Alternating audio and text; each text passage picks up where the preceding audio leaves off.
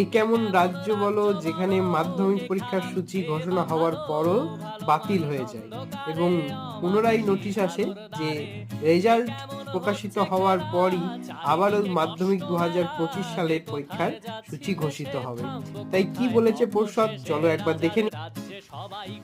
এমনই নোটিশ প্রকাশিত হয়েছে বিভিন্ন পত্রিকা, তথাপি রাজ্যের মাধ্যমিক শিক্ষা সংসদ এর অফিসিয়াল ওয়েবসাইটে West Bengal board of secondary education মাধ্যমিক পরীক্ষার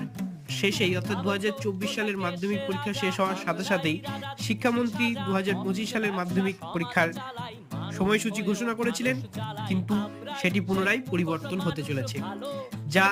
2024 সালের বিগত বছরগুলির মতো 2024 সালের ফল বেরোনোর পরই সার্বিক সূচি পুনরায় ঘোষিত করা হবে। তো পূর্বের মাধ্যমিক পরীক্ষা